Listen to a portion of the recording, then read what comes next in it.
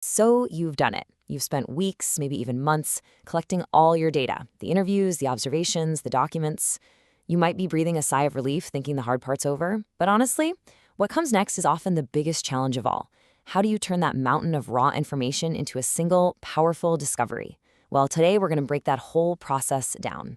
Right? Your qualitative project is officially wrapped up, and now you're just staring at this pile of transcripts and notes and you're thinking, okay, now what? It's a feeling every single graduate student and independent scholar knows all too well. But listen, this moment isn't just about organizing stuff. You are right on the edge of creating brand new knowledge. So let's start with that first big hurdle, the journey from just having data to actually having a discovery. We're talking about turning a bunch of scattered information into a story that makes sense. It is so easy to feel completely overwhelmed looking at hundreds of pages of rich, detailed data. And the temptation, the thing we all want to do, is just report what we found, piece by piece. But here's the secret. Your real academic contribution isn't in just reporting facts, it's in building something completely new out of them. And this brings us to the most powerful tool you have. This is your secret weapon, synthesis. It is the absolute key to unlocking the deep insights that are hiding inside all that data. So what in the world is synthesis? Think of it like this. It's the art of weaving together all these separate threads, your interview quotes, your observations, the themes you're starting to see, and braiding them together with the existing literature to create something brand new. You're making a shift from just collecting information to actually creating insight. Now, it is so important to get this difference. A summary, that just repeats what's already there. It's like being a reporter, just stating the facts. But synthesis creates new meaning. It takes those exact same facts and builds a powerful argument that did not exist before you came along. This right here is the leap you take from being a student to becoming a scholar. Okay, so why is this such a big deal?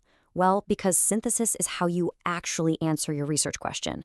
It's not about listing facts, it's about providing an answer. It's also how you connect your work to the bigger academic conversation out there. And ultimately, it's how you prove your contribution as an independent scholar. All right, so that all sounds great in theory, but how do you, actually do it? Let's get practical and walk through the actual steps of the synthesis process. Here it is, your 4-step roadmap. It's pretty straightforward. First, you've got to immerse yourself in the data. Live in it, breathe it, know it inside and out. Second, start identifying the core themes that keep popping up. Third, and this is huge, you connect those themes to the existing academic literature. And finally, you construct your own unique narrative from all of it. Okay, and let's just pause on step 3 for a second, because this one is absolutely critical. You have to discuss your findings in the context of extant literature. Your work doesn't just exist in a vacuum, right?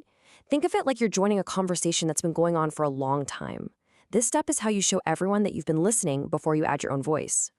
All of this work, all these steps, they all lead to one place: presenting your answer. This is the whole point. It's the ultimate goal, where you finally deliver the big payoff from all your research. And here's the main thing to remember. Your number one goal is to, quote, clearly present the answer to the research question. That's it.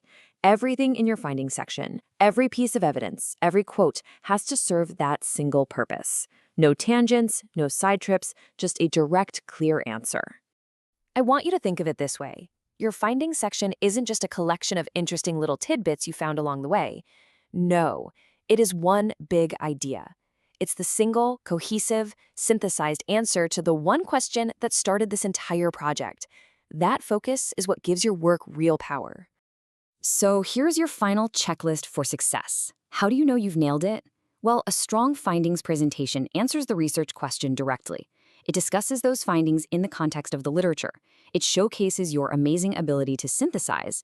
And of course, it checks off a major box on that doctoral study rubric.